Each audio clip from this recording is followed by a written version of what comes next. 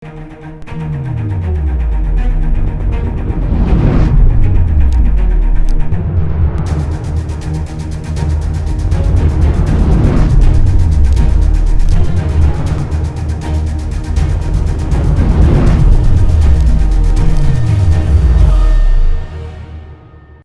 दर्शक, आजको जनता जान्न चाहन्छन् कार्यक्रममा हामी समग्र स्वास्थ्य क्षेत्रको बारेमा, कोरोनाको बारेमा, कोरोनाको संक्रमणको बारेमा र सबैलाई थाहा छ स्वास्थ्य सामग्री खरिद प्रकरण यतिखेर विवादमा छ। सार्वजनिक लेखा समितिले छानबिन सुरु गरेको छ र उपप्रधानमन्त्री ईश्वर पोखरेललाई बोलाएर बयान लिने पनि सार्वजनिक लेखा समितिले बताएको छ। यस बारेमा आजको कार्यक्रममा हामी गरम गरेर समीक्षा गर्दैछौँ। हामीसँग धेरै विषयवस्तु छन्। आज हामी यो देशको विकासको बारेमा कुरा गर्दैनौँ, राजनीतिक विषयवस्तुमा आज हामी गरम गरेर समीक्षा गर्दैनौँ। प्रधानमन्त्री केपी शर्मा ओली र प्रचण्डको बीचमा आज पनि बालुवाटारमा 3 घण्टा वार्ता भयो। वार्तामा सहमति भएको छैन। नेताहरू भोलि पनि बस्ने भनेर उठेका छन् र 2 गते नेपाल कम्युनिस्ट पार्टीको स्थायी समितिको बैठकको बारेमा भोलिबाट हामी लगातार बहस गर्नेछौँ। नेपाल कम्युनिस्ट पार्टीभित्रको विवादको समाधानको सञ्जीवनी बुटी कोसँग छ? प्रचण्डसँग, केपी शर्मा ओलीसँग अथवा माधव कुमार नेपालसँग? साँच्चीकै यो विवाद टुङ्गेला, सहमतिमा जालान् नेताहरू? भोलिको जनता जान्न चाहन्छन् कार्यक्रममा हामी विशेष खुलासा गर्दैछौँ। तर आज हामी अहिलेको अवस्थाको बारेमा, सङ्क्रमणको कुरा गर्दाखेरि पछिल्लो समय उपचारमा चमत्कार भएको छ। विश्वव्यापी रूपमा नेपालमा पनि उल्लेखनीय रूपमा चाहिँ उपचारहरू भएका छन्, नभएका होइनन्। तर आज एकजनाको मृत्यु भएको छ। मृतकको सङ्ख्या 39 पुगेको छ। त्यसैले आजको कार्यक्रममा हामी कोरोनाकै बारेमा, स्वास्थ्य मन्त्रालय चालेको कदमको बारेमा र स्वास्थ्य सामग्री खरिद प्रकरणमा सरकार साँच्चीकै विवादमा परेको हो त ओम्नीसँग के हो त साँठगाँठ, यसबारेमा हामी गरम गरेर समीक्षा गर्दैछौँ। र बाढी पहिरोबाट जनताहरू कतिपय ठाउँमा बेहाल छन्, उद्धार हुन सकेको छैन। सिन्धुपाल्चोकमा त अझसम्म पनि 22 जनाको उद्धार हुन सकेको छैन। किन हराइरहेका छन् जनताहरू? यसबारे पनि आजको कार्यक्रममा हामी विशेष रूपमा चर्चा गर्दैछौँ। राहतको कुरा पनि आएको छ। जनताहरूले खाना पाएका छैन, रोइरहेका छन् भनेर धेरै जिल्लाबाट समाचारहरू आएको छ। आज म त्यतातिर जान चाहन्छु। आज म समग्र रूपमा स्वास्थ्य क्षेत्रको बारेमा, कोरोनाकै बारेमा बहस गर्नेछु। केही समयको विश्रामपछि पुनः आउनेछु। प्रतीक्षा गर्नुहोस्। आजको कार्यक्रम तपाईँहरू हेरिरहनुहोस्।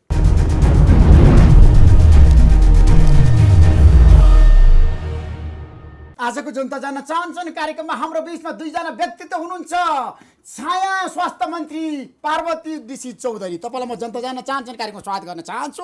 र स्वास्थ्य मन्त्रालयका सल्लाहकार विज्ञ डाक्टर खेम कार्की, यहाँलाई पनि म कार्यक्रममा स्वागत गर्न चाहन्छु। दुवैलाई कार्यक्रममा स्वागत गरिसकेपछि पार्वतीजी, तपाईँहरूले ओम्नीको प्रकरणमा किन हात हाले? सार्वजनिक लेखा समितिले के कारणले भन्नु, जस्टिफाई गर्नुहोस् त अहिलेको अवस्थामा। होइन, ओम्नीले हात हाले भन्दाखेरि वास्तविकता के हो, के रहेछ त? जस्तै जनतामा पनि त्यो आइरहेछ आवाजहरू। भनेपछि के हो त, यथार्थ के रहेछ बुझ्नलाई लेखा समितिले बोला हो। अब 2 पटक हामी छलफल गरिसक्यौँ। अब फेरि मन्त्रीहरूलाई पनि बोलाएर यो विषयमा विस्तृत छलफल गर्ने कुरा छ। त्यसपछि के हुन्छ त्यही अनुसार लेखाले एउटा निर्णय गर्ला। लेखाले एउटा निर्णय गर्ला होइन? सार्वजनिक लेखा समितिले तपाईँलाई थाहा, तपाईँले 3 जना व्यक्तिलाई बोलाएर केरकार गर्नुभयो, बयान लिनुभयो। डाक्टर खेम कार्की त अहिले यहीँ हुनुहुन्छ, महेन्द्र श्रेष्ठ राई, यादव प्रसाद कोइरालालाई। उहाँले भन्नुभएको छ सबै कुरा चाहिँ उप प्रधानमन्त्रीको निर्देशनमा हामीले स्वास्थ्य सामग्री खरिद गरेका हौँ भनेर भन्नुभएको छ नि। त्यो सही हो?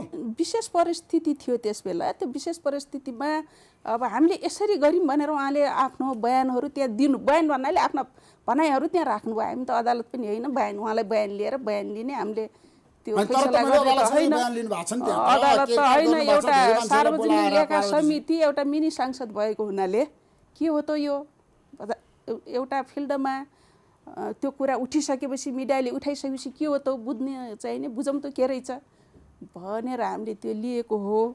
र उहाँहरूले आफ्ना कुरा राख्नुभयो। त्यसले पनि उहाँहरूलाई धेरै, किनभने आफ्ना कुरा राख्ने ठाउँ थिएन नि। एकरो यस्तो भनिरहँदा जसप्रति ब्लेम हुन्छ ऊ मान्छेले आफ्ना कुरा राख्न पाउने एउटा ठाउँ पनि, थलो पनि हो त्यो। अब भोलि त न्यायालयहरू छन्, विभिन्न निकायहरू छन्, त्यसलाई के हो भन्ने कुरा फैसला गर्ने त हामीले त्यो फैसला गर्ने होइन। सार्वजनिक लेखा समितिले निर्देशन मात्र दिन सक्छ, फैसला गर्न सक्दैन। तपाईहरु उपप्रधानमन्त्री ईश्वर पोखरेललाई बोलाउनु भएको छ हैन? बोला छैनौँ किनभने त्यतिखेर अब त्यहाँ उहाँको यो कोरोना सम्बन्धीको संयोजक नै होइन मन्त्रीको उसमा उही नै हो। उही भनेपछि अब विशेष समितिको उहाँ हुनाले उहाँलाई पनि बोलाएर बुझौँ त। बुझ्नलाई त पाइयो नि, बुझेर धेरैभन्दा धेरै बुझेर निर्णय गर्दा राम्रो हुन्छ। त्यतिकै हावातालमा फल्नाले भन्यो यहाँ पत्रिकामा लेखेर होइन, स्वास्थ्य मन्त्री भानुभक्त ढकाललाई नै बोलाउनुहुन्छ तपाईँहरू? बोलाउनु पर्छ। ईश्वर पोखरेललाई पनि बोलाउनुहुन्छ पर्छ। हामीले सभा भ्रष्टाचारमा उहाँहरूको संलग्नता छ। भ्रष्टाचार भन्नाले अब गलत भएको छ भन्ने कुरा आछ। अब त्यो के हो त्यो बुझेर पछि एउटा निर्णय लिएला। त्यो त भ्रष्टाचार भएको छैन भन्ने सम्बन्धित निकायले त्यसको फैसला गर्ला। डाक्टर खेम कार्की, हजुर, अब तपाईँ एकदम राम्रो डक्टर, तर अहिले आएर यो प्रकरणमा तपाईँको नाम मुछिएको छ क्या। सबभन्दा ग्रान्ड डिजाइनर चाहिँ तपाईँ हो रे। त्यो वास्तविकता भन्नुहोस् त। सम्पूर्ण काम तपाईँले गर्नु भएको छैन, मन्त्री भन्दा पनि तपाईँ पावरफुल हो स्वास्थ्य मन्त्रालयमा। अहिले चर्चा त सुरु भएको छ है, बस। एकदमै तपाईँले यो मलाई मेरा कुराहरू राख्ने जुन मौका दिनुभयो त्यसको लागि पनि धेरै धेरै धन्यवाद। मलाई चाहिँ कतिले ग्रान्ड डिजाइनर, कतिले के भन्ने कुराहरू गरेका छन्, कतिले त यस्तो पनि भनेका छन् कि यो त सबभन्दा ठुलो प्लानर हो, स्ट्राटेजिक प्लानर हो, यसले त धेरै प्लान गर्न सक्छ भन्ने पनि भनेका छन्। मैले त्यसलाई सबैलाई सकारात्मक रूपमा ग्रहण गरेको छु कि म साँच्चै नै भन्ने भने विश्वविद्यालयमा अनुसन्धान गर्ने, नीति पढाउने, सिस्टमको व्यवस्थापनको कुराहरू पढाउने अनि रोगको इतिहासको बारेमा पढाउने एउटा चाहिँ शिक्षक हो। त्यसो भएको हुनाले मलाई स्वास्थ्यको नीति बनाउन, स्वास्थ्यको योजना बनाउन, स्वास्थ्यको कार्यक्रम बनाउन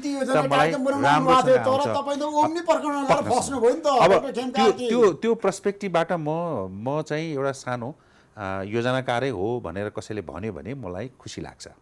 तर यो विषय चाहिँ यहाँले चाहिँ हेर्न सक्नुहुन्छ। अब माननीयज्यूहरूले पनि सबैले हेर्न सक्नुहुन्छ। मेरो इतिहास हेरिदिनु पर्यो। म चाहिँ हिजोदेखि निरन्तर रूपमा अनुसन्धान गर्ने, पढाउने, पढ्ने, तालिम दिने, सिकाउने, सिक्ने भन्दा अरू कुनै पनि विषयमा संलग्न भएको व्यक्ति होइन म। मैले खरिदको नाममा चाहिँ मेरो अफिसमा, मेरो विभागमा चाहिने खाता कपी, डट पेन भन्दा बाहेक अरू केही खरिद गरेको छैन। त्यो तर ओम्नीको छ नि स्वास्थ्य सामग्री खरिद प्रकरण तपाईँको त्यही कुरा भन्दैछु। अनि तपाईँ संयोजक हुनुभयो नि त, अब त्यो अधिकार तपाईँलाई थियो। अब सचिव सर तपाईँले अधिकार प्राप्त गर्नुभएको छ स्वास्थ्य मन्त्रालयमा। त्यो अधिकारको कुरा होइन। के हो भने मैले मेरो आफ्नो ब्याकग्राउन्ड बताउँदैछु। अनि त्यसपछि अब यो कोरोना यस्तो क्राइसिस बनेर आयो ग्लोबली, पेन्डेमिक हिसाबमा देशमा पनि एकदमै क्राइसिस भयो। मान्छेहरू चाहिँ सङ्क्रमित देशहरूबाट चाहिँ धमाधम देशमा आउन थालिसके र यसको व्यवस्थापनमा चाहिँ एकजना व्यक्ति चाहियो भन्ने कुरा स्वास्थ्य मन्त्रीलाई महसुस भइसके पछाडि उहाँले खोज्नुभयो। खोज्दाखेरि चाहिँ क्लिनिकल विषय पनि जानेको र जनस्वास्थ्यको विषय पनि जानेको, योजनाहरू पनि बनाउन सक्ने मान्छे को छ भनेर खोज्दै जाँदाखेरि उहाँले मलाई प्रस्ताव गर्नुभयो। मैले सहर्ष स्वीकार गरेर तपाईँलाई यो चाहिँ अप्ठ्यारो परिस्थितिमा म त्यहाँ आउँदाखेरि चाहिँ सजिलो हुन्छ भने म आउँछु भनेर मैले प्राविधिक हिसाबमा, विज्ञताको हिसाबमा, मेरो आफ्नो विज्ञताको हिसाबमा म कोरोना व्यवस्थापन गर्नको लागि चाहिँ केही न केही सहयोग गर्छु भन्ने हिसाबले म त्यहाँ आएको हो। अब मेरो नियुक्ति मन्त्री परिषदले 9 गते गरेको छ। 10 गते चिठी पाएको छु म। त्यस पछाडि 10 गतेदेखि मन्त्रालयमा आएको छु। 10 गते, 11 गते, 12 गतेको घटना हो यो। अब यहाँ के छ भने अघि चाहिँ माननीयज्यूले पनि अलिकति कोट्याउनु भयो। यस्तो परिस्थिति सिर्जना भएको थियो कि हामीसँग चाहिँ N95 मास्क जुन चाहिँ सबभन्दा महत्त्वपूर्ण हुन्छ कि चिकित्सकहरूलाई, नर्सेसहरूलाई जोगाउनको लागि, त्यो स्टोरमा 9वटा थियो। सर्जिकल मास्क भन्छौँ त्यो सामान्य खालको मास्कहरू चाहिँ 0 छँदै थिएन।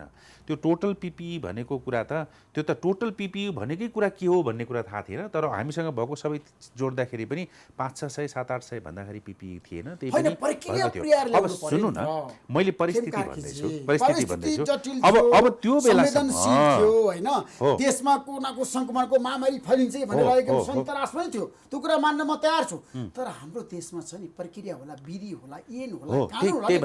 त्यसैले सामग्री ल्याउने होइन, हामीले एकदमै ओम्नी चाहिँ आज प्रधानमन्त्रीको हो भनेर भन्छन् मान्छे बाहिर चर्चा। होइन, जसले जे पनि भने हुन्छ त्यसलाई प्रमाणित गर्नुपर्छ भन्ने कुरा चाहिँ छ र माननीयज्यूले पनि अघि उठाइसक्नु भएको छ। त्यसको तत्त निकायहरूले यसको प्रमाणित गर्लान्। तर यो चाहिँ जनमानसमा उठिसक्यो, मिडियामा उठिसक्यो, सबै ठाउँमा उठिसक्यो, राष्ट्रिय बहसको विषय भइसके पछाडि लेखा समितिले पनि यसलाई चाहिँ छानबिन गर्नुपर्छ भनेर उहाँहरूले त्यो छानबिनको प्रक्रियालाई अगाडि बढाउनु भयो। यसमा हाम्रो चाहिँ कुनै उ छैन। त्यो राम्रो कुरा हो, किनभने यस्तो कुराहरू आइसके पछाडि चाहिँ एउटा राष्ट्रिय निकायले मन्त्रालयले यसको छानबिन गर्नुपर्छ र एउटा टुङ्गोमा पुग्नुपर्छ भन्ने कुराहरूमा हाम्रो विमति नै छैन।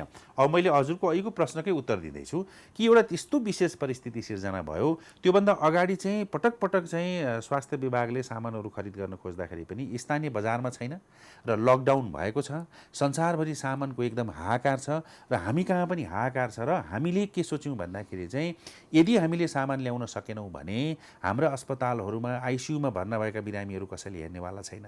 नर्सेसहरू चाहिँ विराटनगरमा त नर्सेसहरू जुलुसमै आइसकेको स्थिति थियो।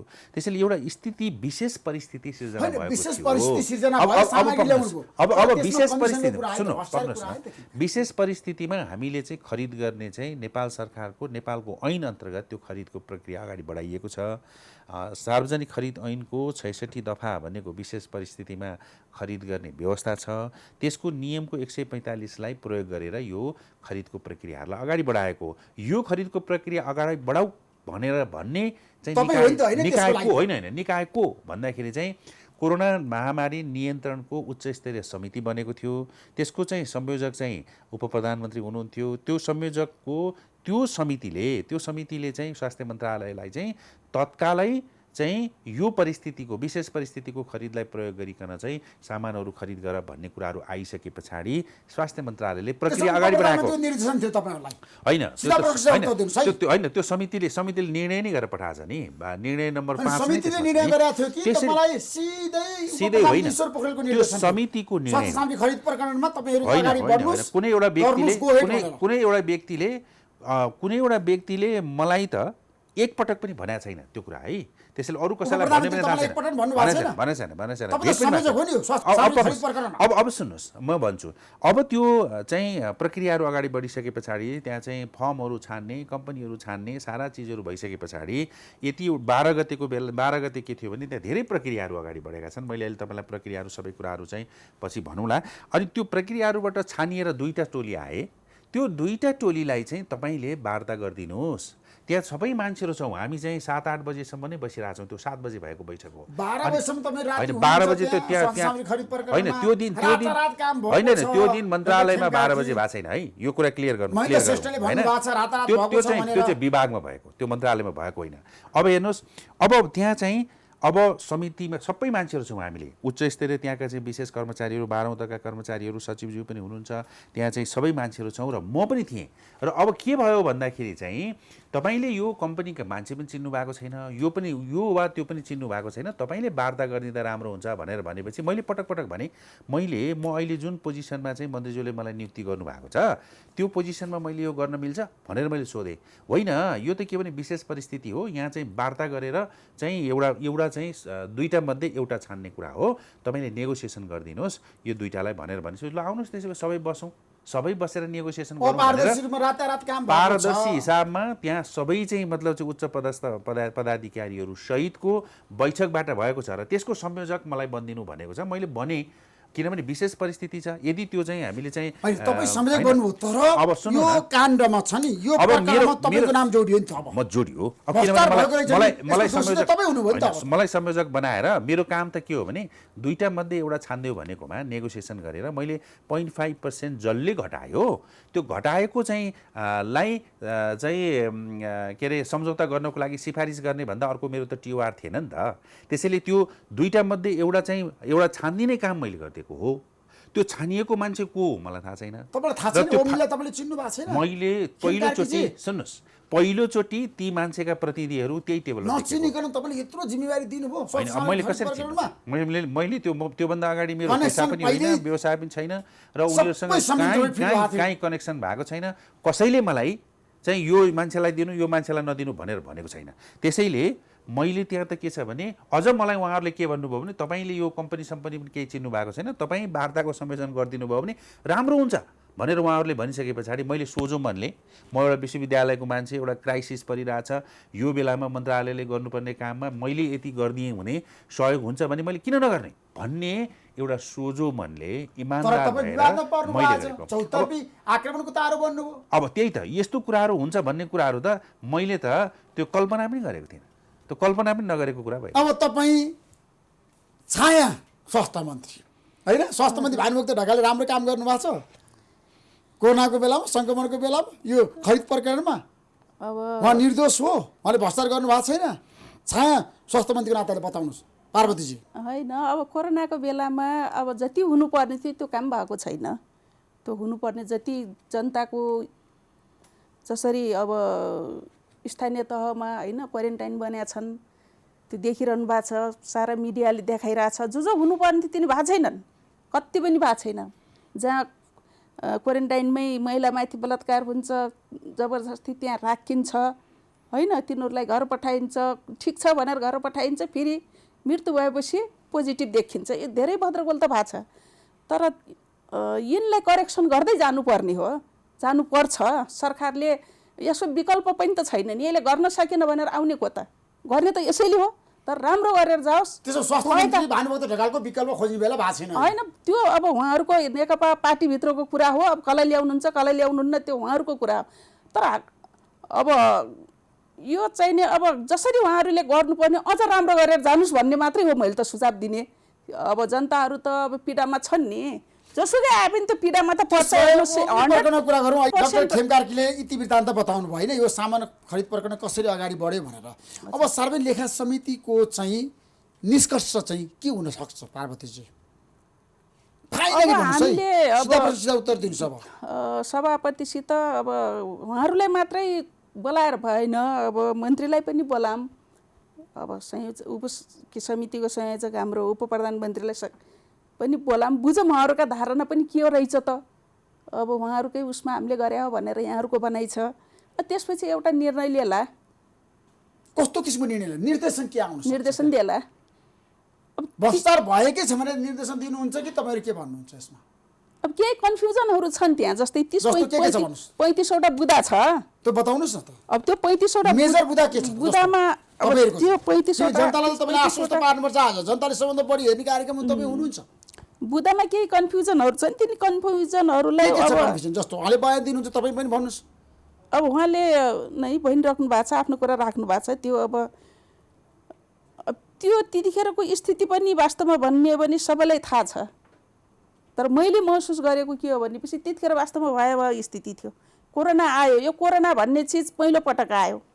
यसको औषधि त्यत्रा विकसित देशहरूले पनि एउटा औषधि उपचार यो मेडिसिन निकाल्न सकिरहेको अवस्था छैन। हाम्रो जस्तो मुलुकमा आएपछि जुन विदेशमा भइरहेका छ ठुल्ठुला अमेरिका चाइनामा त्यस्तो भयो होइन, चाइनाबाट आएको भनेपछि ठुल्ठुला राष्ट्रहरू इटलीमा, भारतमा त्यत्रो भइरहेछ,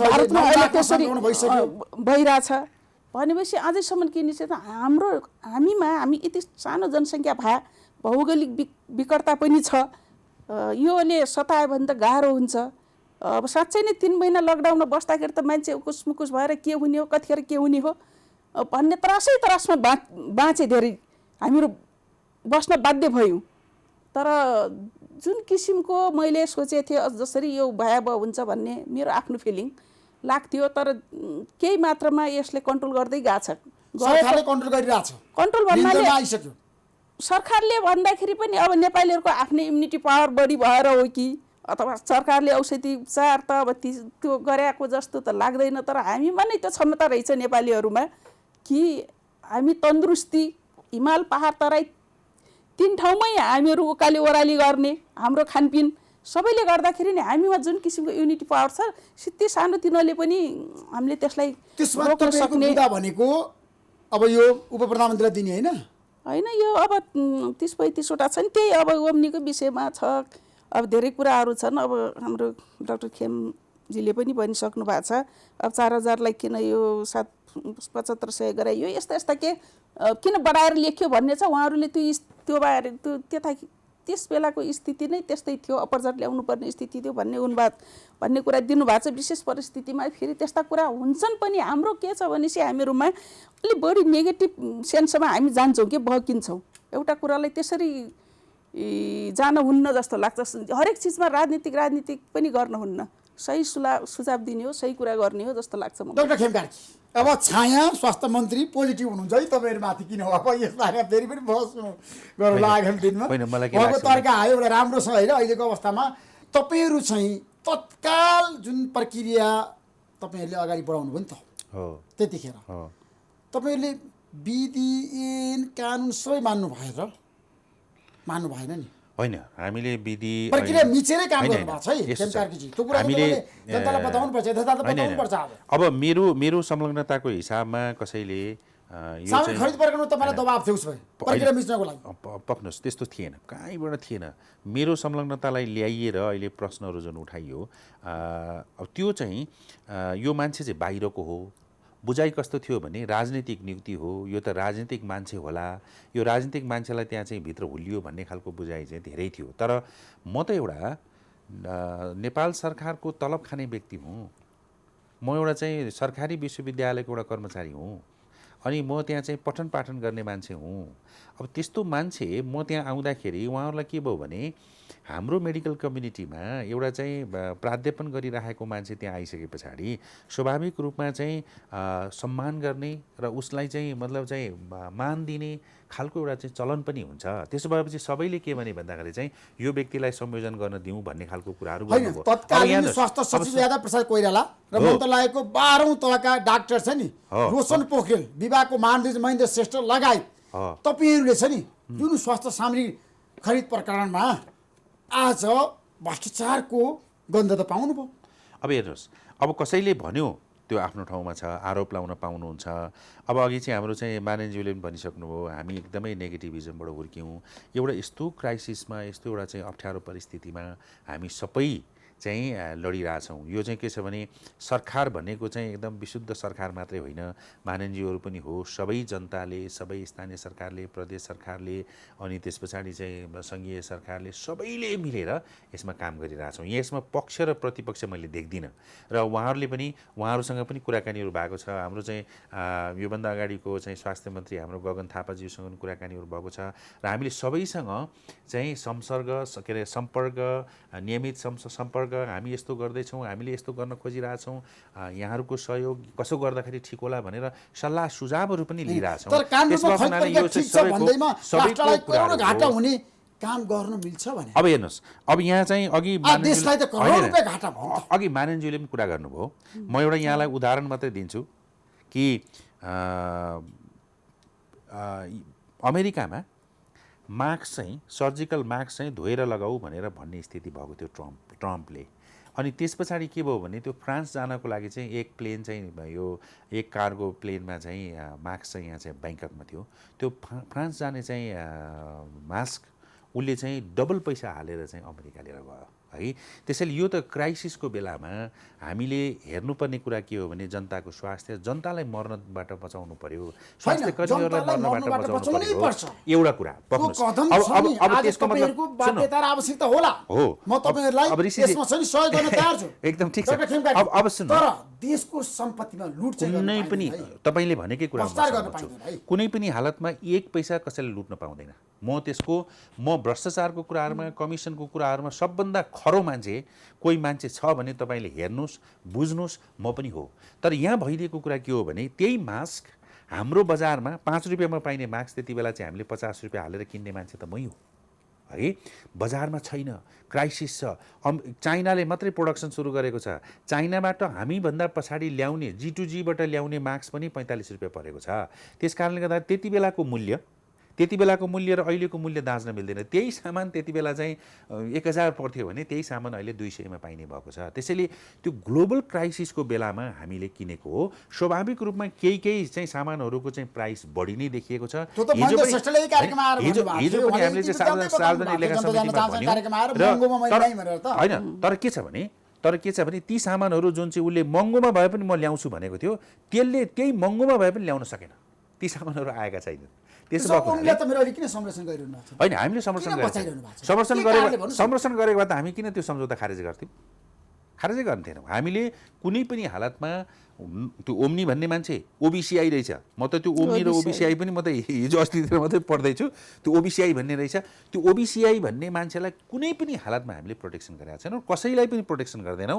र ऋषिजीले एउटा कुरा चाहिँ के विचार गरिदिनु पर्यो भने, म एउटा यस्तो व्यक्ति हुँ, अहिले म त्यहाँ भएर चाहिँ म फुर्ती लगाएको होइन। मेरो इतिहास हेर्नुहोस्, म भ्रष्टाचार कमिसनको विरुद्धमा खरो ढङ्गले उत्रिने कुनै एउटा व्यक्तिमध्ये कुनै व्यक्ति खोज्दै जाने हो भने म पनि एउटा व्यक्ति हुँ। त्यसैले काहीँ कमिसनको कुरा, भ्रष्टाचारको कुरा अथवा चाहिँ यो अनियमितताको कुरा, राष्ट्रलाई चाहिँ नोक्सानी गर्ने कुराहरूमा चाहिँ कुनै पनि हिसाबमा मेरो संलग्नता हुँदैन तपाईँले छैन। आफ्नो सहभागिता बाध्यात्मक भयो भन्नुभएको छ, तपाईँलाई त्यस्तो बाध्यात्मक कसले पार्यो? बाध्यात्मकको स्थिति त्यो परिस्थितिले गरेको। कसैले फेरि मलाई भनेको होइन है, मन्त्रीले भनेको पनि होइन अथवा उप प्रधानमन्त्रीले भनेको पनि होइन। तर के भइदियो भने महानिर्देशक त्यस पछाडि चाहिँ त्यहाँका विशिष्ट कर्मचारीहरू सबै बस्दाखेरि हजुर संयोजन गरिदिनुहोस्, केही फरक पर्दैन भनेर सबै थिए त्यहाँ।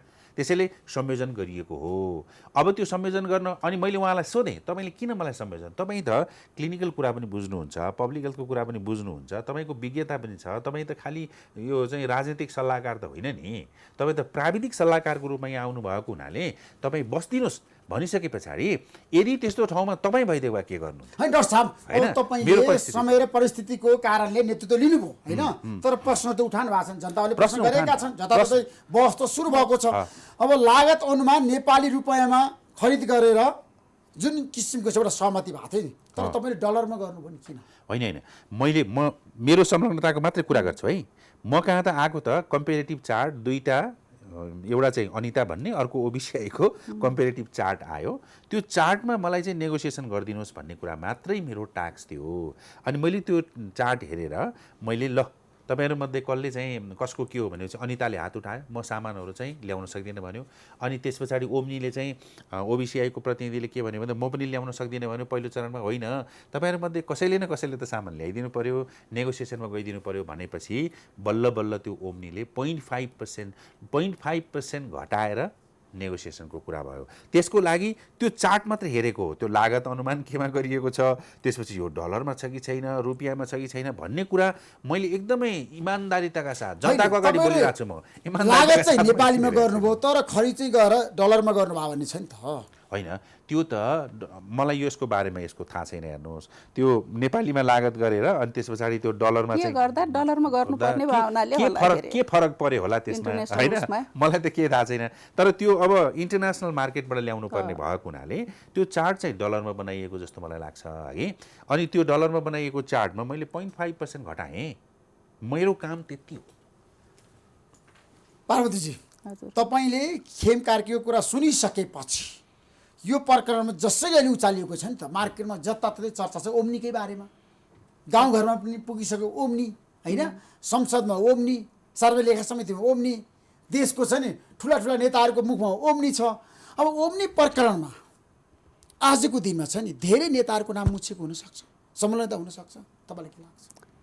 नै अब कसैको मुछ्या छ भनेपछि तिन विभिन्न हामी त राज्य प्रणालीभित्र छौँ, त्यो पनि लोकतान्त्रिक पद्धतिमा गणतान्त्रिक लोकतन्त्रमा छौँ, विभिन्न संयन्त्रहरू छन् होइन, तिनीहरूले त आफ्नो काम गर्नु पर्यो। जहाँ भ्रष्टाचार भएको छ त्यो भ्रष्टाचार निर्मूल पार्ने काम त विभिन्न छन्, अख्तियार छ, अरू छन्, विभिन्न निकायहरू छन्, उनीहरूले एक्टिभ भएर लाग्नु पर्यो नि।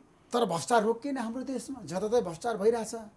पार्वती ऋषि चौधरी, यो अब मिडिया पनि अलि यो के भन्छ, मिडिया पर्खर भएर सानो सानो कुरालाई उछालिदिने, त्यसपछि के हो त त्यो वास्तवमा भनेर त फैसला गर्ने त न्यायालय नै हो।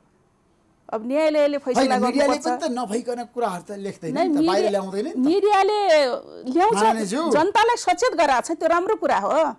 तर जनताहरू सचेत भएर यथार्थ के हो त, जस्तै हिजो पनि मलाई लाग्थ्यो कि ओम्नी त्यहाँ केही घोटाला भएको छ भनेपछि भयो होला, म त त्यहाँ बसेर हेरेको छैन, हामीले पनि त्यही रिपोर्टहरू जसरी आछ हामीलाई यो कुरा अहिले त घोटाला भएकै छ भने भन्नुभएको छ नि, सार्वलेखा समितिले भनिसक्यो, तपाईँको सभापतिले भनिसक्नुभयो, सार्वजनिक लेखा समितिले भने होला, त्यो आफ्नो आफ्नो के भन्छ त्यो भनाइहरू हुन् होइन। मलाई त कस्तो लाग्छ भनेपछि यो के भन्छ कानुनी राज्य हुनु पर्यो क्या।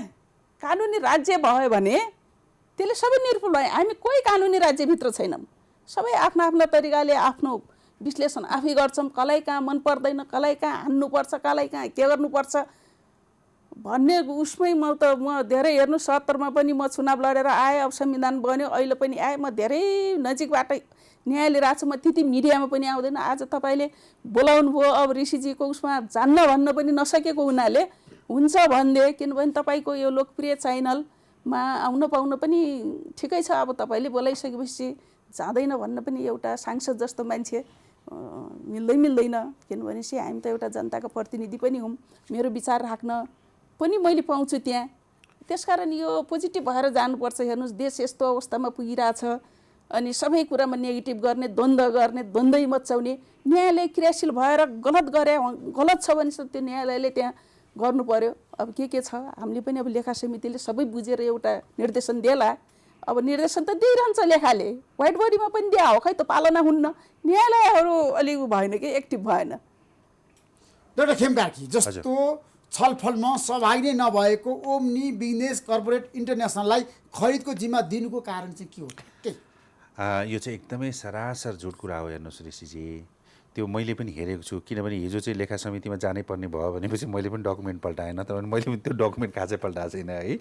त्यसमा त्यो अनिता भन्ने पनि रहेछ, त्यो ओबिसिआई भन्नेले पनि हाजिरै गरेको छ, तिनीहरूको प्रतिनिधिले हाजिरै गरेको छ, माइनोटमा सही नै गरेको छ, तिनीहरू चाहिँ एकदमै त्यहाँ उपस्थित थिए। हेर्नुहोस् है, त्यस कारणले गर्दाखेरि त्यो चाहिँ कस्तो भने कहिलेकाहीँ त्यो समाचार बनाउँदाखेरि ड्याङ्गै बनाइहाल्यो, बनाएपछि त्यसलाई कन्टिन्यू भयो, त्यसलाई भेरिफिकेसन गर्ने कुराहरू नभएको हुनाले त्यस्तो हुनसक्छ। तर चाहिँ ती मान्छेहरू चाहिँ छन्। हेर्नुहोस् त्यहाँ त्यो नभएको होइन, तर ओम्नीलाई तपाईँले दिइसकेपछि तत्काल रद्द गर्नु सही थियो त? अब यस्तो भयो त्यसमा तपाईँले चुकेको होइन? त्यसमा चाहिँ तपाईँले केही समय त कुरा सक्नु होइन, त्यो कुरा चाहिँ महानिर्देशकलाई त्यो कुरा चाहिँ महानिर्देशकलाई बोलाएर यहाँले सोध्नुहोस् है कि किन उसले रद्द गर्यो। अब मसँग जोडिएको कुरा भनेको त खालि त्यो 20-25 मिनट होला मेरो एकदम वर्किङ टाइम भनेको क्या। यसो मान्छे भेला हुने, सबै कुराहरू गर्ने, चिया खाने कुराहरू गर्दा टोटलमा 1 घन्टा बसियो होला। तर 20-25 मिनटको काममा मात्रै म संलग्न छु, न त्योभन्दा अगाडि म त्यसमा संलग्न छु, न त्योभन्दा पछाडि म संलग्नमा छु। त्यस भएको हुनाले मेरो विषयमा चाहिँ यहाँले हेरिदिनु भयो भने चाहिँ मेरो निर्दोष हो त यो खरिद प्रकरणमा? होइन, मैले त नेपाली जनतालाई एकदमै निर्दोष छु। कसैले मलाई चाहिँ तपाईले तलमाथि गर्नु भएको छैन, कमिसन खानु भएको छैन, 1 रुपैयाँ गर्नु भएको छैन, अमिता गर्नु भएको छैन। 1 रुपैयाँको त कुरा के 1 पैसा कसैले चाहिँ भ्रष्टाचार गरेको, कमिसन खाएको भनेर प्रमाणित गरिदियोस् हैन भन्छु म त त्यो त सबैलाई, आम जनतालाई, त्यो चाहिँ जसले मेरो बारेमा प्रश्न उठाउनु भएको छ उहाँहरूलाई मैले चुनौती दिएँ कि 1 पैसा पनि कतै भ्रष्टाचार गरेको, कमिसन खाएको कुराहरू चाहिँ प्रमाणित गरिदिनुहोस्। होइन, तपाईँ प्रमुख विशेषज्ञको रूपमा आउनुभयो, तर तपाईँले अधिकार त धेरै पाउनुभयो नि त मन्त्रालयमा, सबै जिम्मेवारी तपाईँले लिनुभयो नि त? छैन, त्यस्तो केही छैन। त्यही चर्चा छ नि त? होइन, त्यो चर्चा गर्नेलाई गर्न दिनुहोस्। तर आश्वस्त पार्नुहोस् है, मैले के छ भने भन्दा पावरफुल खेमकार्की भन्छन् मान्छे। होइन, कसैले त्यसरी हेरे होलान्, किनभने मेरो ब्याकग्राउन्ड हेर्दाखेरि मैले थुप्रै मान्छेहरूसँग काम गरेको छु। मेरो ब्याकग्राउन्डमा म प्लानिङमा काम गर्छु, योजनामा काम गर्छु, नीति के अरे यो चाहिँ रिसर्चमा काम गर्छु, अरू चिजहरूको हिसाबले यो त भ्याटन मान्छे हो भन्ने बुझेको होला, त्यो आफ्नो ठाउँमा हो। त्यसको कारणले गर्दाखेरि एउटा एजुम्सन बनाएको होला, आफ्नो ठाउँमा हो। तर त्यहाँ मेरो कार्यविधि भनेको मैले टेक्निकली मन्त्रीलाई भन्नुपर्ने कुराहरू, मन्त्रीलाई चाहिँ यो कुराहरू गर्दाखेरि ठिक हुन्छ होला भनेर भन्ने कुराहरू बाहेक काहीँ पनि कसैलाई केही कुराहरूमा मैले चाहिँ बाधा अडचन गर्ने खालको हस्तक्षेप गर्नु भएको छैन तपाईले? अधिकार प्रयोग गर्ने के? होइन, छैन। मन्त्री भन्दा माथि बसेर छ नि, मन्त्रीले सही गर्ने, सम्पूर्ण काम तपाईले गर्ने, त्यस्तो छैन, पटक्कै छैन। मैले मन्त्रीलाई चाहिँ प्राविधिक सल्लाह दिने कुराहरू, आफ्नो विषयको सल्लाह, स्वास्थ्यको विषय, योजनाको विषय, जस्तो मलाई तपाईँले भन्न सक्नुहुन्छ कि अहिलेको नीति तथा चाहिँ कार्यक्रम जुन चाहिँ आयो, त्यो नीति तथा कार्यक्रम कस्तो बनाउनुपर्छ होला भन्ने कुराहरू मेरो योगदान रह्यो। मैले मन्त्रीलाई यो चिजहरू चाहिँ अगाडि लिएर जानुपर्छ भन्ने कुराहरूमा मैले योगदान गरेँ। कोरोनाको म्यानेजमेन्टकै कुराहरूमा पनि अहिले पनि माननीयज्यूले पनि उठाउनु भयो, क्वारेन्टिनको व्यवस्थापन अहिले पनि म यहीँबाट पनि भन्छु, क्वारेन्टिनको व्यवस्थापन अझै राम्रो बनाउनुपर्छ। जति क्वारेन्टिनको व्यवस्थापन राम्रो गर्न सक्यौँ त्यति नै हामीले चाहिँ कोरोनाको चाहिँ सङ्क्रमणलाई घटाउन सक्छौँ। यस्ता खालका प्राविधिक कुराहरू जसले देशलाई भलो हुन्छ, राज्यलाई भलो हुन्छ, जनतालाई भलो हुन्छ र मन्त्रीलाई पनि भलो हुन्छ, यस्ता कुराहरूमा सल्लाह सुझाव दिने कुराहरू मैले गरेको छु। त्यसदेखि बाहेकहरू केही गरेको छैन।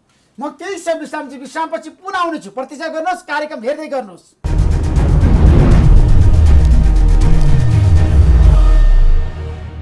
विश्रामपछि यहाँहरू दुवैलाई म कार्यक्रम स्वागत गर्न चाहन्छु। डाक्टर खेमकार्की, अब लागौँ अहिलेको अवस्थामा छ नि, जसरी तपाईँहरूमाथि पछिल्लो समय ओम्नीसँगको सम्बन्धलाई लिएर राष्ट्रिय बहस भइरहेछ, यसको अब समस्याको समाधान लेखा समिति दिन सक्ला? तपाईँलाई के लाग्छ? मलाई के लाग्छ भने तपाईँ त गएर कठघरामा उभिएर चाहिँ आफ्नो कुरा राखिसक्नु भएको छ। त्यस्तो पनि भन्दिनँ म, त्यो कठघरा पनि होइन। उहाँहरूले चाहिँ आफूलाई चाहिँ कन्फ्युजन भएका कुराहरू, यस्तो खालको कुराहरू आयो, के गर्ने भन्ने हिसाबमा तपाईँहरूको कुरा के हो भनेर जुन राख्ने एउटा अवसर दिनुभयो, त्यसको लागि त मैले हिजो पनि धन्यवाद दिएँ कि त्यो कठघरामा उभिएको पनि होइन। र स्वाभाविक रूपमा प्रश्नहरू आइसके पछाडि त्यो प्रश्नहरूको बारेमा चाहिँ उहाँहरूले बुझ्ने कुराहरू चाहिँ त्यो एकदमै राम्रो कुरा हो। अब रहेको कुरा के छ भने सार्वजनिक लेखा समितिले यो गर्नैपर्छ, सार्वजनिक चासोका विषयहरूमा नै हात हालेको हो, यो चाहिँ गलत कुराहरू भएको होइन। अब त्यसो भएको हुनाले मेरो चाहिँ अनुरोध अथवा आग्रह के हो भने चाहिँ सकेसम्म छिटो यो विषयवस्तुको टुङ्गो गर्नुपर्छ। लेखा समितिले पनि आफूले दिनुपर्ने राय सुझाव सिफारिस अथवा चाहिँ निर्देशन के हो त्यो कुराहरू दिनुपर्छ। र मैले हिजो सार्वजनिक लेखा समितिमा पनि मैले बोलेको छु कि म त सिकाउने मान्छे हो, त्यस कारणले गर्दा चाहिँ यहाँ त्रुटिगत रूपमा के अरे प्रक्रियागत रूपमा त्रुटि भएको छ त्रुटि भएको छ भने त्यो कुरा पनि हामीलाई चाहिँ भनिदिए हुन्छ। त्यो चाहिँ निर्णय गरेपछि चैत 12 मा ओम्नीसँग औषधि खरिदबारे सम्झौता भएको थियो, त्यो सही हो।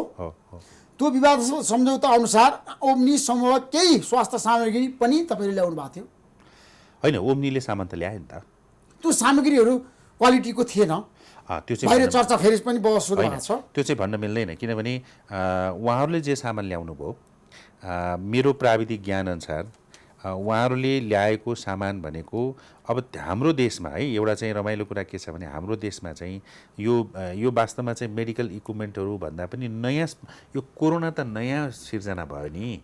सर्जिकल मास्क भनेको त बजारमा जोसुकैले बेच्ने खालको चिज हो, यो त विविध आइटमहरू हो क्या। खास गरी कुरा गऱ्यो भने गाउन छ, यो चाहिँ सु कभर छ, टोपी छ, होइन? यी जस्ता चिजहरू त भनेको त के एउटा विविध सामग्रीहरू नि हो। अब के छ भने यसको क्वालिटी जाँच गर्नको लागि हामीले जहाँ पठायौँ त्यसमा चाहिँ हामीसँग यसको साधनै छैन भन्ने खालको कुराहरू आयो। त्यो चिठी नै आएको छ र त्यो चिठी चाहिँ हाम्रो महेन्द्रजीले हिजो पनि व्याख्या गर्नुभएको छ र हामीसँग चाहिँ पिपिई टेस्ट गर्ने खालको चाहिँ अहिले पनि त्यति बेलाको कुरा छाडिदिनुहोस्। त्यस पछाडि हामीले चाहिँ एकदमै चाहिँ हुटुटी लगाएर चाहिँ यो गुणस्तर विभागलाई चाहिँ पिपिईको एउटा चाहिँ स्ट्यान्डर्ड बनाउँ, टेस्ट गर्ने स्ट्यान्डर्ड बनाउँ भनेर गाइडलाइन बन्यो। गाइडलाइन बनाए पनि इक्विपमेन्ट अहिलेसम्म आएको छैन है। त्यसैले अहिले हामीसँग गुणस्तर चाहिँ नेपालमा टेस्ट गर्ने खालको परिस्थिति सिर्जना भएको छैन। अब हामीले गुणस्तरको कुरा कसरी हेर्ने भन्ने कुरा गर्दाखेरि त्यो कम्पनीले चाहिँ त्यो देशको सर्टिफाई भएको छ कि छैन, एफडिए सिई भन्ने जस्तो चाहिँ एउटा इन्टरनेसनल अर्गनाइजेसनहरू छन् त्यसको चाहिँ सर्टिफाई भएको छ कि छैन भन्ने कुराहरू हेर्ने हो र त्यो क्वालिटीको मापदण्ड भएकै सामानहरू चाहिँ ल्याएको भन्ने कुराहरूको तपाईहरु विवादमा पर्नु भएको छ। धेरै व्यक्तित्वहरूले प्रश्न उठान गरेका छन्, प्रश्नहरू खडा गरेका छन्, तपाईहरुमाथि औँला ठडाएका छन् नि। एउटा खेमकार्की यसको बारेमा त तपाईले छिनोभानो गर्नैपर्छ। साना लेखा समितिले एउटा गर्ला ऐन कानुन छ, हाम्रो त संविधान छ, अदालत छ, हैन, न्याय छ, हैन? तपाईहरुले पनि छ नि राम्रो काम गर्नुभएको छ, न्याय पाउनुहुन्छ। जसले अन्याय गरे त्यसलाई दोषी हो, एकदम त्यसमा केही फरक पर्दैन, हैन? हामीले न्यायको पक्षमा जानुपर्छ। तर मेरो भनाइ कहाँनिर भन्दाखेरि सार्वजनिक खरिद ऐन अनुसार 20% भन्दा बढी नाफा लिन नपाउने नियम रहेको छ। हो, तपाईले भनेको कुरा ठिक हो। उक्त खरिद प्रकरणमा दोब्बर तेब्बर बढी मूल्य तिरेको पाइयो। यसमा चाहिँ के हो भने टोटलमा हामीले हेर्ने हो भने करिब चाहिँ हिजो पनि उहाँहरूले भन्नुभएको थियो, मलाई ठ्याक्कै त्यो तथ्याङ्क थाहा भएन किनभने त्यो मलाई त्यो आफूलाई चाहिँ जान्नु नपर्ने विषयवस्तुको बारेमा म धेरै जानकारी राख्दिनँ। मलाई लाग्छ कि 20% भन्दा कम नै मूल्य चाहिँ बढी नै छ, तर 20% भन्दा कम मूल्य बढी छ। मैले भनिहालेँ कि त्यो टोटल आइटममा 20% भन्दा कम मूल्य छ, तर केही आइटमहरू चाहिँ अस्वाभाविक रूपमा चाहिँ महँगो देखिन्छ।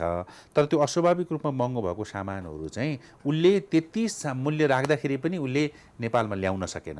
त्यसको मतलब के छ भने अन्तर्राष्ट्रिय बजारमा त्यो त्यति धेरै अभाव थियो। जस्तो विश्व स्वास्थ्य सङ्गठनले मान्यता नदिएको आरडिटी किट 1 लाख ल्याउनु भयो, त्यो सही हो? होइन, त्यो ओम्नीले ल्यायो, ओम्नीले 1 लाख ल्यायो। विश्व स्वास्थ्य सङ्गठनले हामीले गर्ने खरिद गर्ने कि नगर्ने भन्ने कुराहरूको चाहिँ उसले स्वीकृति दिने होइन, तर यो आरडिटी प्रयोग गर्ने कि नगर्ने भन्ने कुराहरूमा चाहिँ उसले 75,000 ल्याउनु पर्ने होइन? होइन, सुन्नु न, हामीले त 75,000 मात्रै लिएको हो। उसले लिएर आउँदाखेरि चाहिँ त्यो लटमा उसले 1 लाख ल्याएछ, तर नेपाल सरकारले लिँदाखेरि त त्यसको 75,000 मात्रै लिएको हो नि, 25,000 त उसले त्यही भन्सारमै थुन्यो नि। पछि उसले चाहिँ भन्सार तिरेर के गरेर उसले आफ्नो चाहिँ सामान क्लियर गर्यो, एउटा कुरा भयो।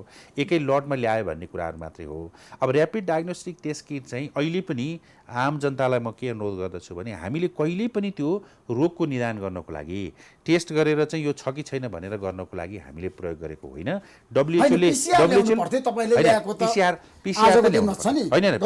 पिसिआर त्यति बेला पनि ल्याएको हो, 5 वटा पिसिआर ल्याएकै हो। त्यस पछाडि अहिले पनि पिसिआरको माग थियो। होइन, त्यो त के छ भने हजुरले त्यो एकदम राम्रो कुरा हो, तर बजारमा त्यो चाहिँ यति क्राइसिस थियो, त्यही पिसिआर पनि पोर्टेबल पिसिआर मात्रै पाइएको हो बजारमा, र त्यो जे बजारमा पाइएको अन्तर्राष्ट्रिय बजारमा त्यही कुराहरू चाहिँ ल्याइएको हो। तर पछिल्ला दिनहरूमा त हामीले त्योभन्दा ठुल्ठुला मेसिनहरू ल्यायौँ। ती पिसिआरले चाहिँ दिनभरिमा 10 वटा मात्रै गर्दथ्यो त्यो पोर्टेबल पिसिआरले, तर अहिले त्यस पछाडि हामीले चाहिँ एकचोटिमा 96 गर्ने 96 वटा गर्ने खालको चाहिँ दिनभरिमा 10 वटा, र एकचोटि घुमाउँदाखेरि चाहिँ 96 वटा गर्ने भनेको त 96 गर्ने चाहिँ ठुलो मेसिन भयो नि। ठुलो मेसिन प्राप्त गऱ्यौँ हामीले।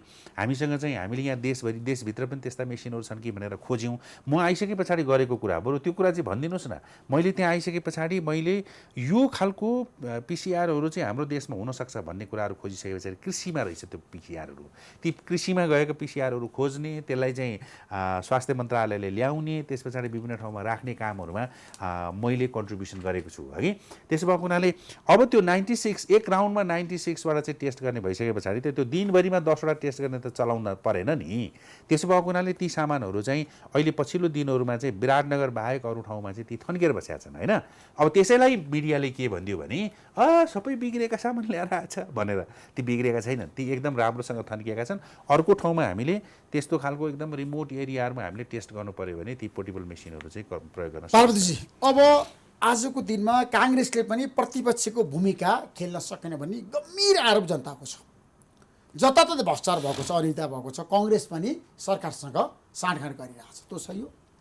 होइन, साँठगाँठ किन गर्ला? अब भएका कुराहरूलाई औँलाउने हो होइन। अब 2/3 तपाईँको भूमिका प्रभावकारी भएन, संसदमा भएन। होइन, हामीले त आफ्ना कुरा राख्ने हो। पार्लियामेन्टमा हुनुहुन्छ नि त, तपाईँले खोइ त पार्लियामेन्टले यसबारे मुद्दा उठान गरेको? मुद्दा उठिरहेको थियो। भ्रष्टाचारको बारेमा तपाईँ बोल्नुहुन्छ, भूमिकाको बारेमा पार्लियामेन्टमा तपाईँले जसरी उठान गर्नुपर्थ्यो, राष्ट्रिय एजेन्डा बनाउनुपर्छ, बनाउनु भयो पार्वतीजी? त्यो त हामीले कुरा उठाउने हो, सरकारलाई घचघचाउने हो। गलत भएकोलाई त सम्बन्धित निकायहरू एक्टिभ हुने हो क्या। मेरो सोचाइ त त्यो हो। सम्बन्धित निकाय, अब हामी त्यहाँ गएर तोडफोड गर्ने, यो नगरेपछि हामी हाउसै चल्न दिन्नौँ भनेर वाइल घेर्ने, त्यो उपद्रव त कङ्ग्रेसले गर्न सुहाउँदैन। हामीले त एउटा सुझाव दिने हो। सुतेर वाइल घेर्ने, अब त्यहाँ कुर्सी फोर्ने, त्यसलाई अब प्रभावकारी भूमिका हो भने त्यो गर्न सकेका छैन काङ्ग्रेसले। म मान्छु होइन भनेपछि त गलत मुद्दाहरू उठाछ जनताले। किन भन्दाखेरि देशमा अनियमितता भएको छ, काङ्ग्रेसले चाहिँ अहिलेको अवस्थामा चाहिँ प्रधानमन्त्रीसँग सहकार्य गरिरहेछ, सहयोग गरिरहेछ केपी शर्मा ओलीलाई। होइन, सहयोग त अब लोकतन्त्रमा अब उहाँहरूको बहुमत पनि अत्यधिक बहुमतको सरकार छ। अब जायज कुरामा हामीले सकारात्मक हिसाबले सहयोग गर्नुपर्छ, नाजायज कुराहरूलाई हामीले औँलाउने हो। जस्तै अहिले आइरहेछ नि त हरेक ठाउँमा। अब हाम्रो सभापति पनि बोलिरहनु भएको छ। काङ्ग्रेस सभापति शेरबहादुर देउवा त बालुवाटारमा गएर केपी शर्मा ओलीलाई भन्नुभयो तपाईँलाई म सहयोग गर्छु, अगाडि जानुहोस्। होइन, चाहिने कुरामा त सहयोग गर्छु भन्नु त के नराम्रो कुरा हो र? जायज कुरामा सहयोग त गर्नुपर्छ नि। उहाँ पनि प्राइम मिनिस्टर भएको मान्छे, एउटा प्राइम मिनिस्टरले अर्को प्राइम मिनिस्टर वर्तमान प्राइम मिनिस्टरलाई जायज कुरामा त सहयोग लिनु, प्रधानमन्त्रीले लिनुहुन्छ भने त जायज कुरा लाग्छ उहाँलाई भनेपछि त गर्नुहुन्छ। भ्रष्टाचारमा काङ्ग्रेसको पनि मिलोमतो छ। भ्रष्टाचारमा किन होला? भ्रष्टाचारमा त अब म भ्रष्टाचार कसैलाई गर्न पनि दिन्न भनेर हाम्रो प्रधानमन्त्री केपीजीले भनिरहनु भएको छ। त्यो दायित्व त सरकारको हो। यत्रो मिडियाहरू तपाईँहरूले उछालिरहनु भएको छ। अब लेखा समिति पनि आछ, त्यो त सत्ता पक्ष र प्रतिपक्षको भ्रष्टाचारमा चाहिँ खानको लागि खै अब त्यो को हुनुहुन्छ, खै को हुनुहुन्छ त्यो त थाहा भएन। तर काङ्ग्रेसले त्यस्तो भागबन्डामा अब त्यो बाँडफाँड गर्ने खाने त्यो त मलाई विश्वास लाग्दैन। त्यो छन पनि छैन काङ्ग्रेसभित्र। नेपाल कम्युनिस्ट पार्टीभित्रै शीर्ष नेताहरूले प्रधानमन्त्रीको राजीनामा माग्नुभएको छ। प्रचण्डले, माधव नेपालले, झलनाथ खनालले, वामदेव गौतमले। तर कङ्ग्रेस सभापति शेरबहादुर देउवाले, प्रतिपक्षी दलले अहिलेसम्म राजीनामा मागेका छैन प्रधानमन्त्री। किन भन्नुहोस् त? होइन, काङ्ग्रेसले किन माग्ने? केपी ओलीलाई हटाएर सत्तामा जाने त काङ्ग्रेसको हैसियत छैन। सङ्ख्या हुनु पर्यो। त्यो हैसियत नभइसकेपछि हामीले केपीलाई हटाएर अर्को नेकपाकै प्रधानमन्त्री आएर काङ्ग्रेसलाई के फाइदा हुन्छ? त्यो त उहाँहरूको आन्तरिक कुरा हो। फेरि यो अवस्थामा नेपाली जनताले भोट के भनेर दिए? थाई सरकार होस् भनेर दिए हो। भनेपछि यसैमा अब यहाँ गइरहेको त्यो पनि त्यो स्थितिको मैले हाउसमा पनि प्रधानमन्त्रीकोलाई क्वेसन गर्दाखेरि सोधेको थिएँ, केही क्वेसन गरेर एउटा क्वेसन सोधेँ, तपाईँले यो जोस जाँगर कहाँबाट आउँछ सामान्य प्रधानमन्त्रीज्यू भनेर। उहाँको जुन बोल्ने तरिका, जो एउटा अध्ययनशील पनि हुनुहुन्छ, धेरै कुरा ले छुन्छ। म प्रतिपक्ष भए नि उहाँका कुरा धेरै छुन्छ। केही नराम्रा कुरा बोल्नेमा यताउता हुन्छ, मान्छेको स्वभाव हुन्छ, त्यसले केही गलत होला, त्यो मिडियाहरूमा पनि आइरहेको हुन्छ। अब त्यो यसले पनि गर्छ, हेर्नुहोस् मान्छेको बानीले पनि गर्छ होइन, बोल्ने बानी हुन्छ नि। प्रधानमन्त्री केपी शर्मा ओली नै हो होइन, उहाँ प्रधानमन्त्री नराम्रो मान्छे त होइन नि त। यो देशको प्रधानमन्त्री मेरो पनि प्रधानमन्त्री हो नि त। उहाँलाई मैले कसरी गलत भन्न सक्छु र? सक्दैन नि। त्यसो अहिले काङ्ग्रेसले प्रधानमन्त्रीको राजीनामा माग्दैन? माग्न हुन्न। मलाई 5 वर्ष काम गर्न दिनुपर्छ प्रधानमन्त्रीलाई। नै अब उहाँहरूको आन्तरिक कुरा हो। काङ्ग्रेसको बटम लाइनको कुरा गरेँ। काङ्ग्रेसको बटम लाइनको कुरामा 5 वर्ष केपी शर्मा ओलीको नेतृत्व सरकार जाओस् भन्ने हो होइन। अब के भन्नुहोस् त भाइ? तर जाँदा राम्रो हुन्छ। काङ्ग्रेस देशलाई फाइदा छ, देशलाई फाइदा हुन्छ। खेमजी हजुर, एउटा निष्कर्षमा पुग्ने पर्छ आज हामी होइन। ओम्नी प्रकरणमा तपाईँले अब इतिवृत्तान्त बताइरहँदाखेरि केही कुराहरू बाहिर आएको छ। अब खरिद प्रकरणमा होइन तपाईँहरू जसरी मुसिनु भएको छ, उप प्रधानमन्त्रीकै निर्देशन थियो त त्यतिखेर? उप प्रधानमन्त्रीको होइन, यो प्रकरणमा चाहिँ दोषीको त अब हामी त्यतै लाग्यो। कोरोना महामारी नियन्त्रण उच्च स्तरीय समिति जुन बनेको छ त्यसको संयोजन चाहिँ उप प्रधानमन्त्रीले गरिराख्नु भएको छ। त्यो समितिले गरेको निर्णयको आधारमा चाहिँ स्वास्थ्य मन्त्रालयले खरिद प्रक्रियालाई अगाडि बढाएको हो। यति मात्रै कुरा हो। अब दोषी को भन्ने कुरा त अब मेरो संलग्नता के भन्ने कुरामा मैले पटक पटक भने, तर मिडियामा आछ नि आज उप प्रधानमन्त्री तानिनु हो ईश्वर पोखरेल भनेर। त्यो त अघि पनि माननज्यूले भनिहाल्नु भयो। अब चाहिँ शङ्का लागेको परिस्थितिले अथवा चाहिँ प्रमाणहरूले शङ्का लागेका सबै व्यक्तिहरूलाई चाहिँ बोलाउने, सोध्ने, छलफल गर्ने, कुराकानीहरू गर्ने, साँच्चै नै अनियमितता भएको हो कि होइन। कतिपय कुराहरू त कस्तो हुन्छ भन्दाखेरि चाहिँ एक अर्कामा बसेर बुझारत भन्छ नि, बुझ्ने कुराहरूले पनि धेरै कुराहरू प्रश्न पार्छ नि त।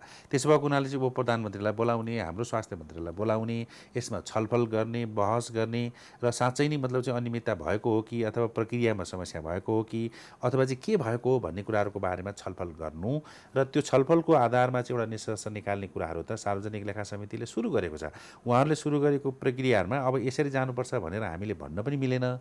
र अहिले जस्तो चाहिँ माननज्यूले पनि भन्नुभयो नि, अब चाहिँ त्यो समितिले चाहिँ टोटलमा गर्ने निर्णयलाई न उहाँले भन्न मिल्यो न मैले भन्न मिल्यो, त्यो त प्रक्रियामा छ। त्यसैले त्यो प्रक्रियाबाट त सायद अब हाम्रो लेखा समितिको निर्देशन अहिलेसम्म कसैले पनि मानेको छैन हाम्रो देशमा। हरेक प्रकरणमा चाहिँ लेखा समिति चुकेको छ, यसबाट पनि चुक्दैछ भन्ने तपाईँको भनाइ आयो? होइन, त्यस्तो होइन, त्यस्तो होइन। लेखा समितिले भनेका सही कुराहरू, असल कुराहरू त्यो जोसुकैले पनि मान्नुपर्छ। हेर्नुहोस्, किनभने यो सबैले, नेताहरूले होस् अथवा हामी जस्ता चाहिँ प्रोफेसनल मान्छेहरूले होस्, यो देशको हामी माया गर्छौँ, जनताको माया गर्छौँ, जनताको पक्षमा बोल्छौँ, जनताको हितमा बोल्छौँ, जनताको हितमा काम गर्छौँ भने र लेखा समितिले पनि त्यो हित हुने गरी, जनताको हित हुने गरी, राष्ट्रको हित हुने गरी निर्देशन दिएको छ भने त्यो पालना गर्नुपर्छ। लेखा समितिले भ्रष्टाचारको मुद्दामा चाहिँ अनुसन्धान नगरिकन हच्चको भरमा निर्देशन दियो भन्ने पनि धेरै छ नि बाहिर। होइन, निर्देशन दिने हो हामीले। अब गर्ने नगर्ने त सम्बन्धित निकायहरू होइन, सम्बन्धित निकायले गर्ला होइन, एक्सन गर्ने त तपाईँलाई थाहा छ, अदालत होला, सरकार होला, त विभिन्न निकाय होला, तर तबका होला। तर तपाईँहरू एउटा मुद्दामा जब गहिरोमा जानुपर्ने हुन्छ नि, नगइकन क्या हच्चको भरमा एकदम कडा निर्देशन दिने, ल कारबाही गर्नुपर्छ भनेर भन्ने चलन छ नि लेखा समितिमा पनि, हच्चको भरमा कारबाही। होइन, म तपाईँको यही लोकप्रिय टेलिभिजनबाट भन्न चाहन्छु कि त्यस्तो देखिन्छ छ भनेपछि गर्नुहुन्न। सबैको सल्लाह लिएर के हामीले निर्देशन दिन लाग्छौँ त्यो प्रष्ट रूपमा हामी जति सदस्यहरू छौँ त्यहाँ सबैलाई थाहा हुने गरी दिनुपर्छ। प्रधानमन्त्रीले भन्नुभयो रविन्द्र अधिकारी आज हाम्रो बिचमा हुनुहुन्न, उहाँ निर्दोष हो भनेर त प्रधानमन्त्री जस्टिफाई गरिसक्नु भयो नि त। होइन, अब तपाईँले त्यतिखेर भ्रष्टाचारको कुरा गर्नुभयो, निर्देशन दिनुभयो अख्तियारलाई कारबाही गर्नुपर्छ भनेर। अब त्यो त्यसै लेखा समितिले छ नि अध्ययन नगरिकन, गम्भीरतालाई नबुझिकन, अलि व्यापक छलफल नगरी भन्नुहोस् न, व्यापक छलफल नगरिकन त्यो गर्नुहुन्न। त्यो गर्नुहुन्न। अब कि सीमित मान्छे बस्ने, त्यहाँ के लेख्या छ थाहा हुन्न। अब बैठकमा अब उपस्थित भयो, तर सबैले छलफल गरेर ल माइनिटिङमा अब यो लेख्दैछौँ भनेर ठिक छ भनेर उठे, राम्रो। अब कहाँ के लेखिन्छ थाहै हुन्न। त्यसो भए अब ओम्नी प्रकरणमा तपाईँहरू अध्ययन गरेर मात्रै डिपली छ नि गएर मात्रै निर्णय गर्नुहुन्छ? त्यो सभापतिले लिनु पर्यो, त्यसको चेयर गर्ने त सभापति हो नि त, उहाँले चेयर गरेर त्यसरी जाँदा राम्रो हुन्छ। होइन, सर्वसम्मत निर्णय हुन्छ होइन, लेखा समेत सबैको भूमिका हुन्छ नि त्यहाँ। नै सबैले बोल्ने हुन्छ। बोलेपछि निर्णय हुँदा अब त्यहीँ बसेर म त थिएन भन्न त मिलेन, तर जसरी हामी अरू बैठक बस्दाखेरि एउटा निर्णय गर्दाखेरि यसमा यो लेखौँ भनेर गर्दा त्यसरी जाँदाखेरि सबैको सहभागिता देखिन्छ। ल बैठक सिद्धियो भन्ने, अब पछि सचिवले के लेख्नुहुन्छ, के निर्णय हुन्छ, अर्को दिन त्यो मिडियामा देखिने कुरा हुन्छन्। तर कोरोनाको कुरा गर्दाखेरि उहाँहरूले भन्नुभयो होइन, खेमजीले पनि भन्नुभयो, स्वास्थ्य मन्त्रीले पनि भन्नुभएको छ, प्रधानमन्त्रीले पनि भन्नुभएको छ, देश जोखिममा छ होइन, सङ्कटमा छ होइन, कोरोनाको सङ्क्रमण बढ्या छ। अब अहिले सरकारले जुन कदम चालेको बेलामा लेखा समितिले कारबाहीको सिफारिस गर्दाखेरि गलत निर्णय भयो भने के गर्ने? होइन, गलत निर्दोष मान्छे छ नि, व्यक्ति होइन, त्यो व्यक्ति केटाएर गर्नुहुन्न। यस्तो यस्तो विषयमा यो देखिन्छ। जस्तै अहिले हाम्रो जस्तो खेमकारकी कुरा खेमजीले होइन, जस्तै 30-35वटा बुदामा सङ्ख्या मतलब यो अब 2 रुपियाँ के छ 4,000लाई 7,000 किन गराइयो भन्ने कुरामा जस्टिफाई त उहाँहरूले दिनुभयो। यो एकदम अप्ठ्यारो परिस्थितिमा थियौँ, सामान पाइन्न थियो, ल्याउनु पर्ने अवस्था थियो, नल्याउने भने यहाँ जनताहरूलाई औषधि उपचार पनि गर्नु पर्यो, त्यो परिस्थितिमा ल्याइया हो भनेर उहाँले जस्टिफाई गर्नुभयो। अन्तर्राष्ट्रमा पनि वास्तवमा त्यतिखेर त्यो पनि थियो क्या, भएका कुरालाई हामीले नदेखेर यो किन भयो, सामान्य अवस्थामा भएको हिसाबले यो यसमा गलत भयो, यसरी जानु पर्थ्यो, यसमा किन बढी गराइयो भन्ने हाम्रो भनाइ भन्ने मान्छेले त्यो भन्छन्। तर त्यतिखेर त असामान्य परिस्थिति थियो, त्यसलाई पनि ख्याल गर्नुपर्छ। कहीँ भ्रष्टाचार भएछ भनेपछि त जनता यस्तो मारमा परे बेला भ्रष्टाचार कसैले गर्छ भने त त्यो त क्षम्य हुँदैन, अक्षम्य अपराध हो। किनभने कोरोनाको सङ्क्रमण छ, जनता यतिखेर भोकभोकै बसिरहेको छ, महामारीमा चाहिँ भ्रष्टाचारको कुरा गर्ने, कमिसनको कुरा गर्ने भने चाहिँ त्यो अपराधी हो। त्यो त्यस्तो खालको कुराहरू काहीँ भएको छ भने त्यसलाई त सजाय त म त के भन्छु, डबल सजाय दिनुपर्छ। त्यो जत्रो अपराध केही पनि हुँदैन। त्यो स्वास्थ्य मन्त्रालयले चालेका कदमहरू ठिक छ आजसम्म? होइन, स्वास्थ्य मन्त्रालयले अथक प्रयास गरेको छ, आफ्नो ढङ्गले आफ्नो बल विवेक प्रयोग गरेर जे गर्न सक्थ्यो। हामी त एकदमै स्रोत र साधन एकदम कम भएको कन्ट्री हो नि। यति स्रोत र साधन कम भएको कन्ट्रीमा पनि तपाईँले हेर्नुहुन्छ भने साउथ इस्ट एसियामा हामीले एउटा पिसिआरकै उदाहरण दिने हो भने हामी भुटान र मालदिभ्स पछाडि चाहिँ तेस्रो मुलुक हो जहाँ चाहिँ हामी प्रति 10 लाखमा चाहिँ 10,000 भन्दा बढी चाहिँ टेस्टहरू गरिरहेछौँ। भारतले गर्न सकिरहेको छैन, श्रीलङ्काले गर्न सकिरहेको छैन, पाकिस्तानले गर्न सकिरहेको छैन, बङ्गलादेशले गर्न सकिरहेको छैन। त्योभन्दा बढी हामीले चाहिँ टेस्टहरू गरिरहेछौँ। अब मृत्युको दर हेर्ने भने हाम्रो चाहिँ कम छ। हामीले क्वारेन्टिनमा उहाँले पनि देख्नु भएको छ, उहाँले पनि भन्नुभएको छ, मैले पनि भनेको छौँ, क्वारेन्टिन हाम्रो अव्यवस्थित भयो, एकैचोटि हत्तै मान्छेहरू आए। तैपनि त अहिलेसम्म त गाउँ गाउँमा सङ्क्रमण त पुगेको छैन नि। रोक्न हामी जसरी भए पनि सफल भएको छौँ, जनता आफै लागेको छ। समुदायमा गइसक्यो नि सङ्क्रमण गएको छैन, कुनै पनि हालतमा समुदायमा गएको छैन। व्यक्ति अब त्यो विज्ञहरूले डाक्टरहरूले भन्ने कुरा हो होइन, गछ छैन, भोलि एकदम महामारीको रूपमा आयो भने गाह्रै छ भनेर बुझौँला। तर अहिलेसम्मको मृत्युदर पनि घटिरहेछ, फट्टपुट्ट बढ्दै जानुपर्ने हो नि, त्यसलाई चाहिँ नि हेर्न सकिन्छ। अहिलेसम्मको त बढ्दै मर्दै जाने ओ भयो भने त सब उसमा गइसक्यो, समुदायमा गइसक्यो। अब अहिलेसम्मको कुरा के छ भने अहिलेसम्मको हाम्रो डाटाले के भन्छ भने 17,000 हाराहारीमा 97% चाहिँ मान्छेहरू चाहिँ विदेशबाटै आएको मान्छेहरूमा सङ्क्रमण भएको छ।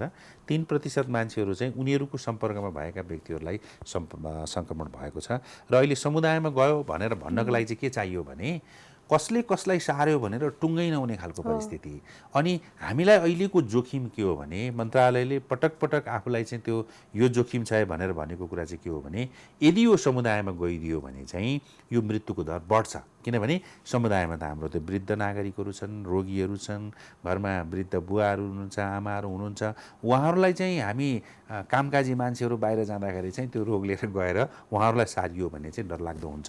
त्यसैले हामीले समुदायमा चाहिँ सङ्क्रमण रोक्नको लागि चाहिँ अथक प्रयास गर्नुपर्छ। स्वास्थ्य मन्त्रालयले नेतृत्व मात्रै गर्ने हो, तर हामी सबै यसको जिम्मेवार भएर काम गर्नुपर्छ भन्ने मलाई लाग्छ। यहाँहरू दुवैलाई म धेरै धेरै धन्यवाद दिन चाहन्छु, पार्वतीजी र खेमजी। धेरै थ्याङ्क यू सो धेरै मच। धन्यवाद ऋषिजी।